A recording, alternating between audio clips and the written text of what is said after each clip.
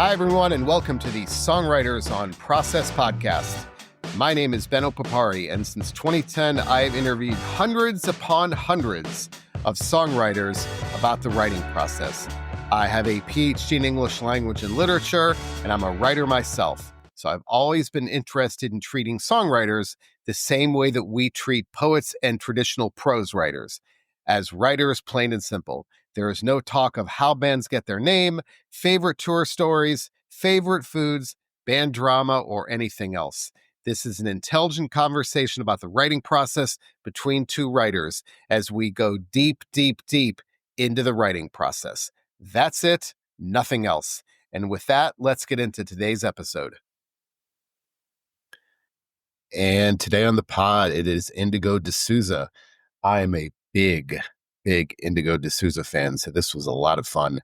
Her new album is called Precipice. It is fantastic. She's recently moved from Western North Carolina, the mountains, to Los Angeles, and we talked about the impact that environment has on her writing process. And, obviously there are differences there. You've got the urban environment of LA, the noise, the crowds, rather than the serenity of the Appalachians of North Carolina. We talked about where she gets inspired. She admits she's not a big reader, but she gets inspired by a lot of other mediums, television, listening to people talk. That's a big source as well. And lastly, among other things, we did discuss the other types of writing that she does and why she often feels the need to write, that therapeutic need. Anyway, I'm a big Indigo De Souza fan, as I said, so this was a lot of fun. Her latest album is called Precipice, and here is my interview with Indigo De Souza. Do you think it's important to create in some fashion every day? Or do you feel like forcing things can make things become too derivative, whether it's writing or songwriting? How do you feel about creating every day as opposed to just when the mood strikes? Mm. I think I kind of live in both camps. I think that creating every day, if that feels natural to you, is a really good way to keep your brain fresh. And I think that if it doesn't feel natural, then yeah, forcing yourself to create something isn't always the best move. And yeah, if I feel like I'm forcing myself to create, I often just stop working on whatever I'm working on because I'd rather work on it another time when it feels more natural. So when does it feel, I guess, do you often get the urge to write when you say it feels more natural? Like, is it just this, oh, there's an idea that comes to you, or is it a mood where you feel like, okay, I'm in the mood to write it? Because I think those can be two different things, right? Yeah. Yeah. I think both. I think that it can feel like a big wave of emotion that I want to figure out some way to express. And oftentimes for me, that just means music. Music is my way of expressing big emotions in a safe way. Um, yeah. And in a way that doesn't hurt anyone. Um, yeah. So I definitely feel like I lean into it in that way. Um, but also, sometimes I'll sit down, even if I haven't really felt like writing, I'll just sit down and start writing to see what comes out or if I could get into the mood. So when you say wave of emotion, what is there an ideal emotion when you tend to get your best writing done? I mean, I think that for some writers, not just songwriters, but for writers too, being in one of those extremes, whether it's euphoria or sadness, aren't the best places to write. But I'd love to get your take on where you feel you're most effective as a writer, which emotional state. Mm. I would say that the best emotional state for me with writing is just energized. It could be energized by something that's making me really angry. It could be energized by something that is making me really happy or inspired. But as long as I have energy, that's a good place to work from. But if I'm super sad or super angry or something and it's making me less energized and making me feel depleted, then that's not always the best place to write from. Uh, but yeah, I mean, I've also written songs when I'm super sad and can barely move. So that's not always the case, but I feel like that's more often the case is that it just comes from an energetic space. I like that, the energetic space. I've never heard that before, but it sounds so simple. But when you're sad though, do you feel and you are writing after you finish writing, are you glad you did it? Do you feel like it accomplished something? It's just not just for the songwriting, but for the, I guess, cathartic element of it as well. Oh yeah, I writing songs or just writing poetry when I'm sad is one of the best ways to get out the emotion and move through it and learn from it for sure. So let's talk about other types of writings. So you mentioned poetry. So do you like to write? Do you journal? Other types of writing and besides poetry, I want to talk about poetry, absolutely. But do you journal? No, I actually don't journal. I have been told all my life, um, by therapists and stuff that I should journal. And so, yeah, I feel almost guilty that my answer is no. But yeah, I really don't.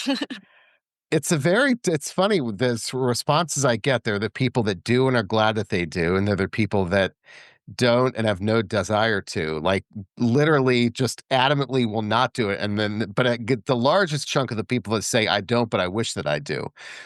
hmm Um, so, but let's talk about that poetry. So, how often do you write poetry? I write poetry pretty often, just kind of here and there throughout my day. Like if something pops up visually that's interesting to me, or something, just a thought that pops into my mind, I'll kind of work around it and write about it. And I usually just end up using the poetry in my lyrics later on. Oh, that's what I was going to ask you. So, those things, when you, as you start the poetry, is it with the intention of turning it into a song, or kind of let's see how this leads? Yeah, I normally just write free form. So I'll just write down words and thoughts and uh, phrases that I'm thinking of. And then other times I'll actually do a fully formatted like poem, um, formatted in the way that makes sense to me. I don't actually know how to write poetry in a specific way, but yeah, yeah, and a lot of the time, if I write poetry in that way, it ends up being useful for songwriting. So, let's talk about the ritual of the process. I I love to hear we all have certain quirks. Like for me, I never write and revise in the same place. It's got to be, and I'm a prose writer, not a songwriter, but like if I write in this chair, I've got to revise somewhere else. I'm a morning person, and I love to hear those quirks. I actually had an attorney say to me last month, this is like the most amazing thing. He said whenever he writes, he has to write with a winter jacket on, like 12 months out of the year, because it gives him a feeling of security when he writes. Um, I thought that was so, like, even in July in DC where it's brutally humid, still have to have, but I love that ritualistic element of it. So I'd love to know, do you, how important is the ritual, whether it's time of day, room, things you have to have with you, things like that. Wow. The winter gym thing is hilarious. Isn't that Um, hilarious? yeah. Um, no, I mean, it's crazy. I don't think I have much ritual, which maybe is the ritual for me. Like I don't really do it at a specific time or in a specific place. I think maybe, yeah, and I most of the time I'm just taking out my phone and doing it in the notes app. But when I'm recording music with my friend Elliot, who's my main collaborator who made this new album with me, um, his name's Elliot Cozell. And yeah, when I'm recording with him, I usually use a notebook instead of my phone, which feels important. Um, And it's nice because I can like scratch things out and erase things and move things around more easily than I can in a phone. And also just like having the bright light on my face while I'm recording feels like it's distracting, or like I'm able to be like, oh, there's my phone. I'm gonna look at other things on my phone. Um, so yeah, it's important to be pen on paper for me in those situations. But outside of that, I really feel like I'm just winging it all the time. Okay, so I have a lot of follow-ups. First of all, I have been noticing this thing, say probably the past 6 months, where younger artists um, are kind of intentionally trying to stay off of their phone because they're realizing how much of a distraction it is to creativity. I mean, I've heard, I could tell you so many songwriters who have told me this, people in their 20s who are saying things like, oh, wow, like I've realized this is not good. When I'm staring at my phone, I'm not aware of my surroundings. I can't pay attention. But I don't know what this is, but I've heard this more in the past probably 6 months or a year than ever before. Um, so I wonder, I guess, do you feel that way? Do you feel that sense of, wow, this thing, and I'm not old man shouting at cloud here like an old, but I think certainly there's merit to that. So I'd love to get your thoughts on that. Yeah, I feel aware of that, but also at the same time, I'm really grateful for my phone because I have severe mental health issues. And honestly, my phone being a distraction is often a good thing, to distract me from my own things I have going on or from a heightened state. I often use like games on my phone to re-center myself. Um, yeah, so there's a lot of ways that I actually am grateful for it. And I'm also grateful for just being able to create community with the phone and talk to my fans and talk to people who are like-minded in the world. Um, yeah, because I'm kind of a shy person. I'm pretty inward, and especially like right now, moving to a new place, I feel like it's hard to meet people out in the real world. So it's been really nice to have community on my phone.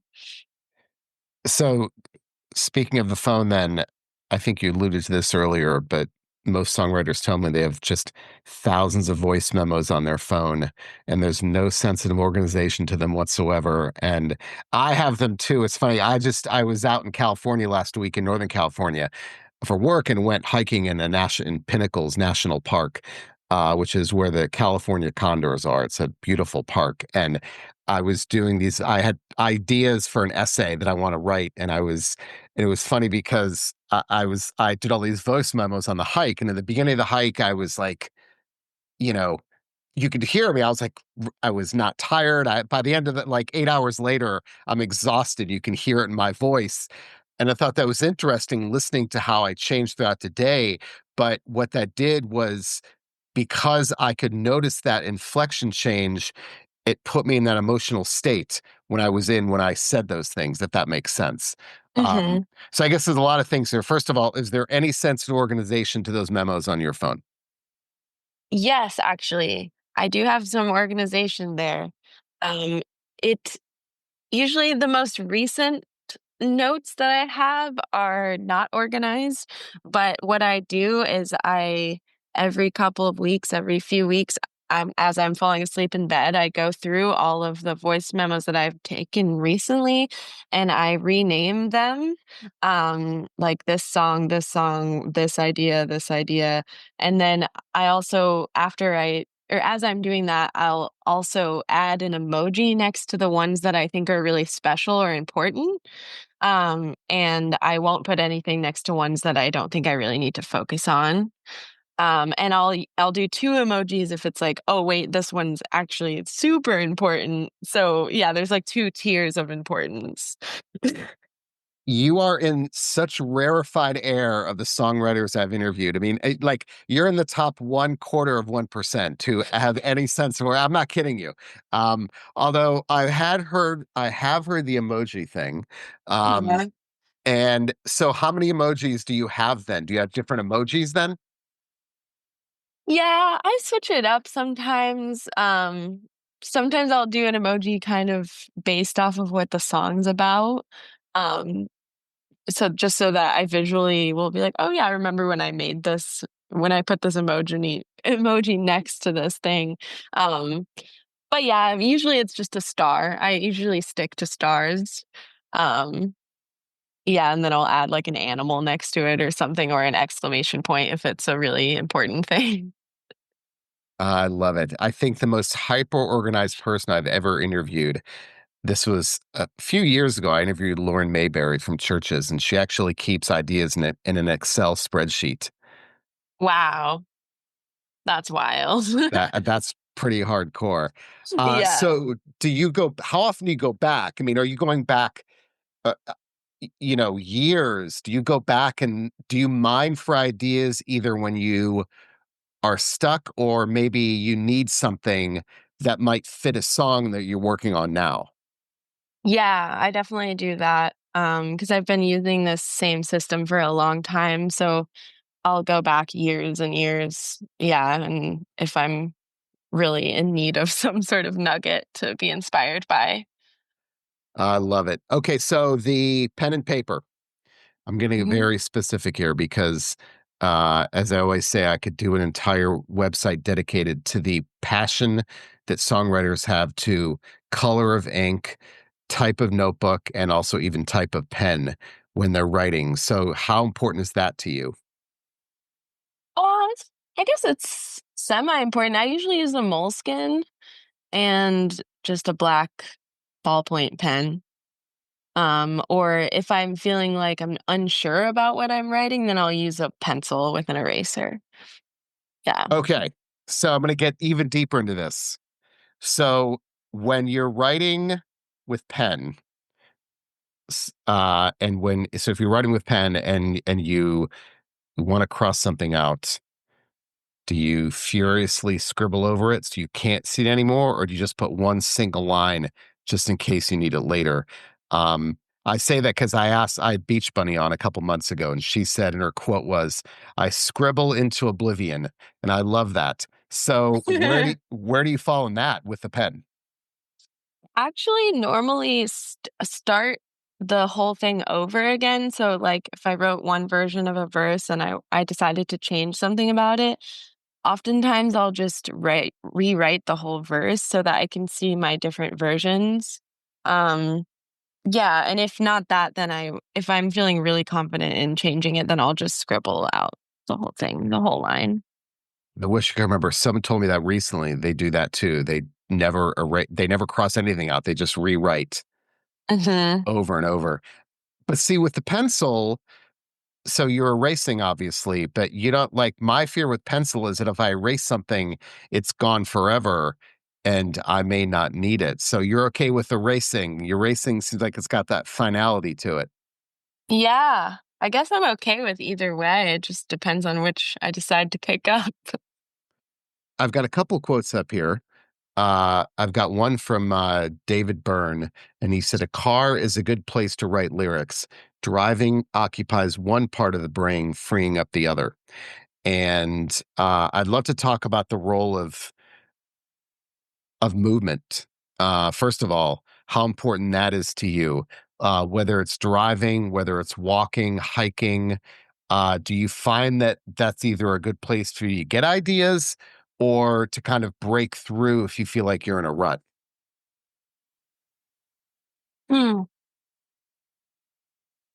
I definitely have written lyrics and melodies in the car. Um, and definitely when I'm walking too. But I think that what that kind of brings up for me is that more than anything, I really love listening back to things that I've just made if I'm in the car or if I'm walking. For some reason, that's like my favorite way to listen to new nuggets that I've made. Does it have to be? And again, I'm going to get very specific here because for me at least, I tend to get ideas when I'm driving, but in driving in a familiar place where I know where I'm going. Because if I'm driving in a place, where I don't know where I'm going, I got to focus on not getting lost. So, Yeah. do you find that that makes a difference? Oh, for sure. Yeah, if I'm in a totally new place, there's no way I can focus on songwriting. And when you lived in North Carolina, did you find though I mean, I can imagine just, was that a fruitful place for you? I mean, just the being outdoors did you find that was walking outside, and was that productive for you creative wise? Yes. Yes and no.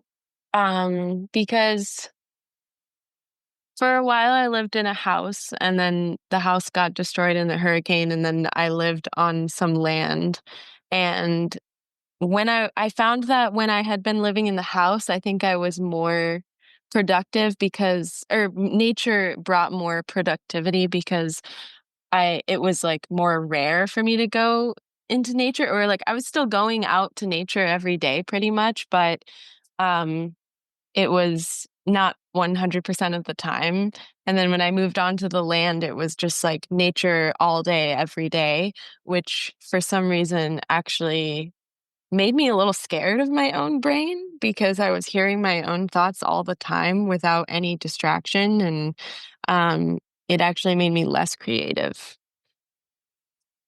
So I'm wondering that if being in LA, which is the exact opposite of that, where it's Hmm. nothing but noise and sounds and cars and things like that, I'm curious, do you think that's going to have an impact on that? Because you practically can't hear your voice as much if you're there's always like honking and engines and things like that. Yeah.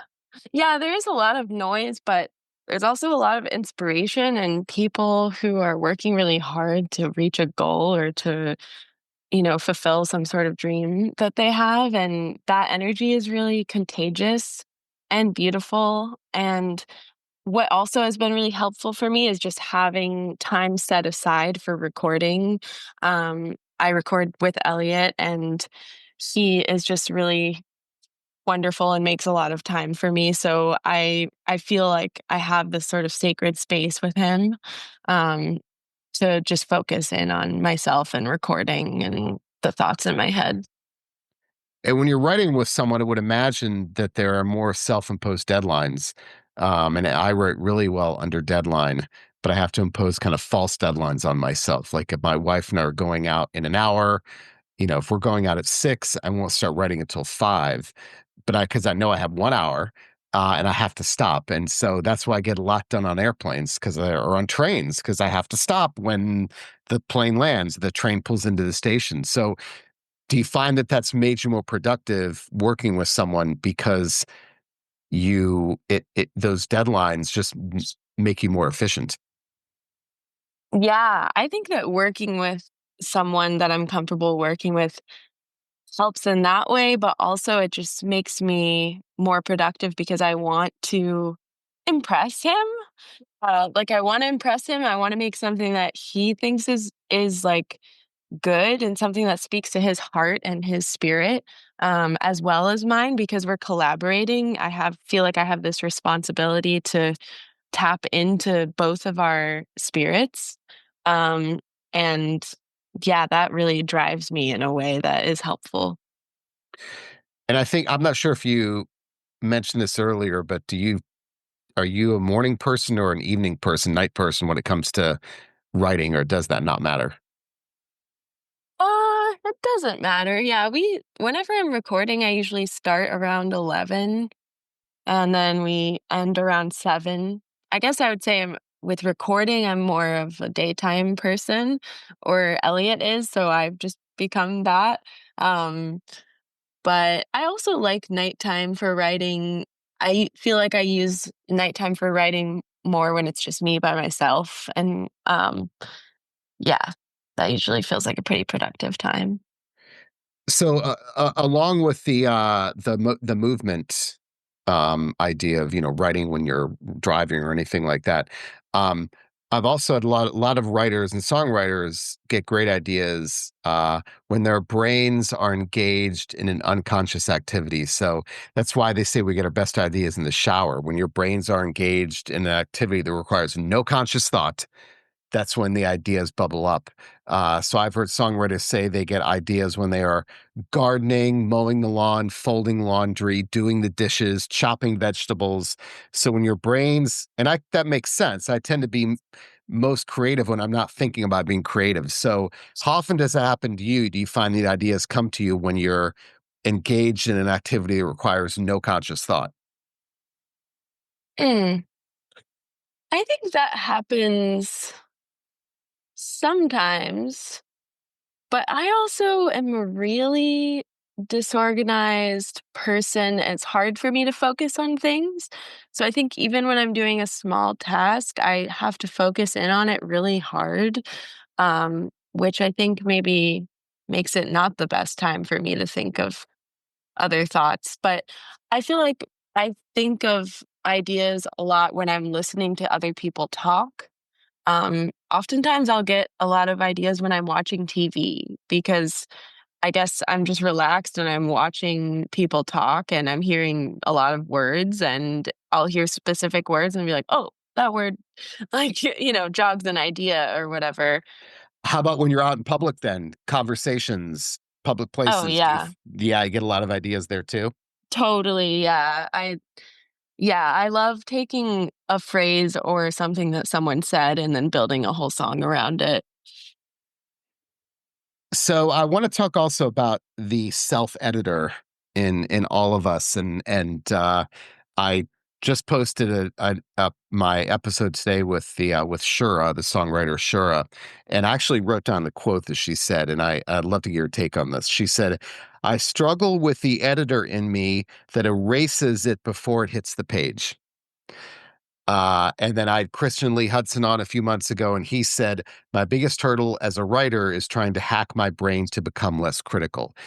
And I think we all struggle with that idea of just getting the ideas out there and not worrying about how good they are, as opposed to, should I write that? Shouldn't I? That self-doubt, which to me is paralyzing.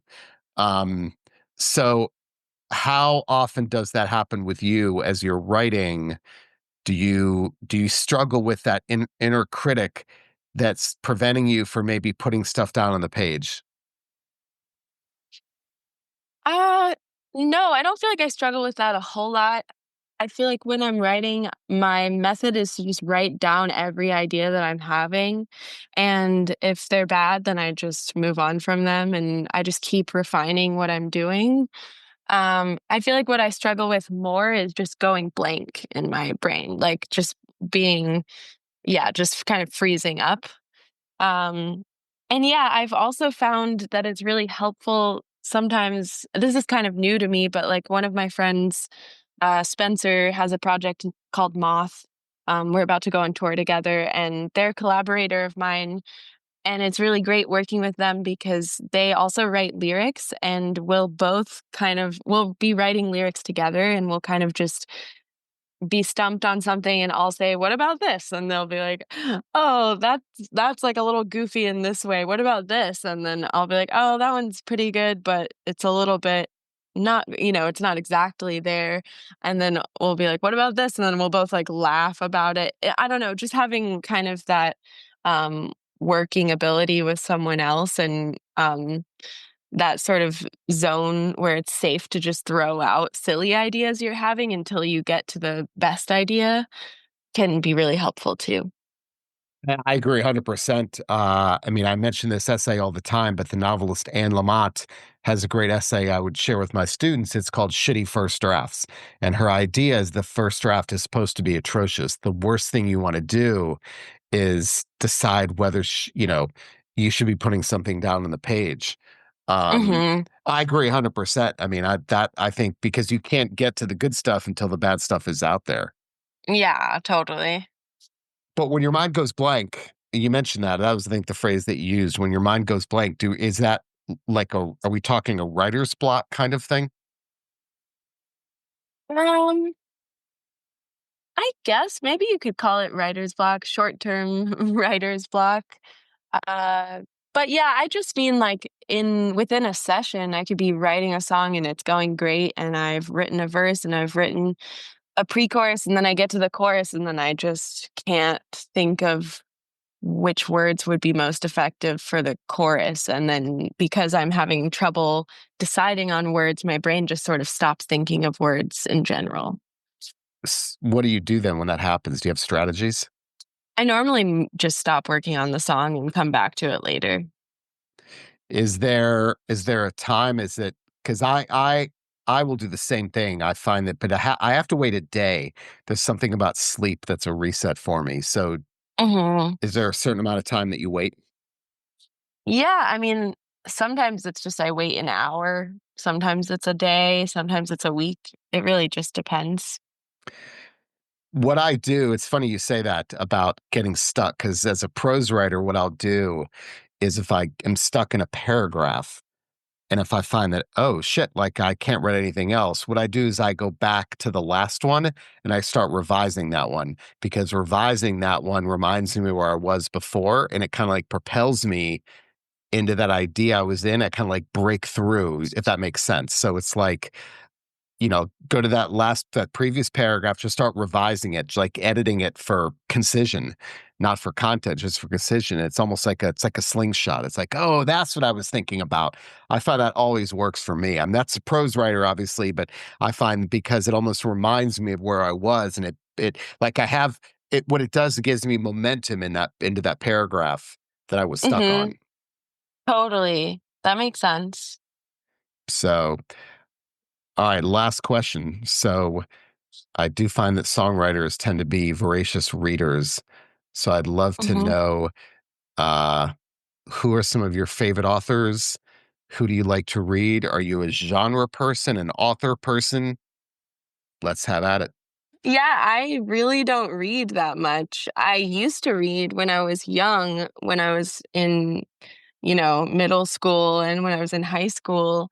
And I remember really liking it. But yeah, ever since then, I have probably read only like 5 books in the past like few years. I mostly just for some reason really zeroed in on Miranda July and Tao Lin. Um, but yeah, even saying that, I can barely even remember what I read because it's been so long. Okay, let's go to another direction then. Yeah, yeah. Because I don't think I mean, okay, so you mentioned television. So it used to be that back before there were a million choices, um, TV was always seen as this lesser form, is low, lower, or what do they call it? Like low art. It wasn't high art. But now I think any writer will tell you, like prose writer will tell you that the writing of the best television shows rivals that of the best literature. Mhm. So you mentioned television. So is there a genre that and you said you get inspired by it. So is there a genre that you tend to gravitate towards? Mm. There's a few different directions I can go in. Um, I can either go in a more serious direction, like one of my favorite TV shows is I May Destroy You. I thought that was I don't know if you've seen that, but it was a really beautiful vignette, I thought. Um, or I can go in like a thriller direction and um oh my gosh, what's it called? The one that everyone always talks about with the people going to work and they split themselves in two. Oh yeah, I know. Severance. Severance. Severance. Yeah, yeah. I love Severance. I just finished that recently. And then there's this whole other direction I can go in, which is pretty often, honestly, I will just watch trash TV. Like just the trashiest, like Love Island. Um, and that is like a great tool for me because it's really hard for me to just zone out and stop like running all the loops that I do in my brain. So if I can just focus on Love Island for a couple hours, it really calms me down. And I think they say hilarious things, and so yeah, it does. Even though that it seems like you were just talking about TV being brilliant in some way, it can also be really dumb, and that can be really inspiring too. Okay, we can't end there and just say it can be dumb but inspiring. I can't let that go. So, but I love that idea. I mean, with that, but what do you mean by that? Like you said, it calms you down, and but how does it inspire you? I can see how a movie, I haven't watched Severance either. I feel like I'm way out of the cultural zeitgeist because I'm one of the few people who hasn't watched that show. But Oh.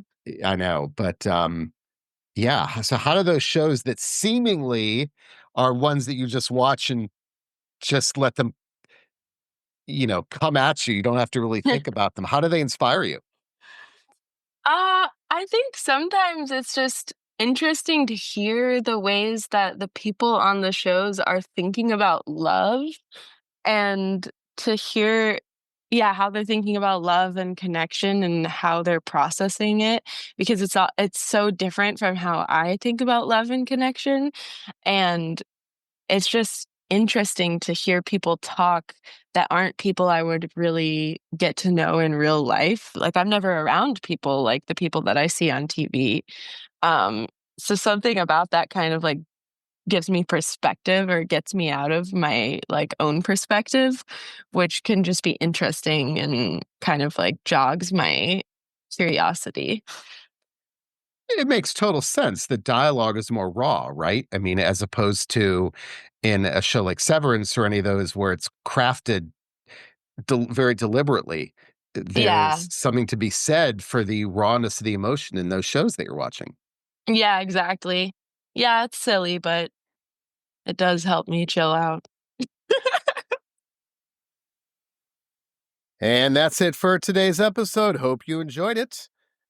Don't forget, you can find all the episodes on all major streaming platforms and also at the Songwriters on Process website. That is at songwritersonpodcast.com. Pre-2020, this was not a pod. I was transcribing all of the interviews.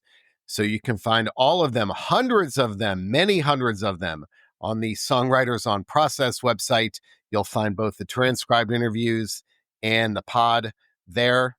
Take a deep dive, spend a day. These are great conversations with songwriters just about the writing process. Also, my book, Desolation, a Heavy Metal Memoir by Mark Morton with Benno Papari, is out now worldwide on Hachette Books. You can find it online in all major bookstores. Mark is a good friend. He is the guitarist in the metal band Lamb of God, and it's his memoir. Again, that is called Desolation, a Heavy Metal Memoir by Mark Morton with Benno Papari. I am biased, but that's a damn good book. My email, ben@songwritersonprocess.com. Send me an email. I'd love to hear from you. I'd love suggestions, questions, comments. People always email me and tell me who they want to see on the pod next. You never know. Send me an email, ben@songwritersonprocess.com. That's it for me, everyone. Have a great day.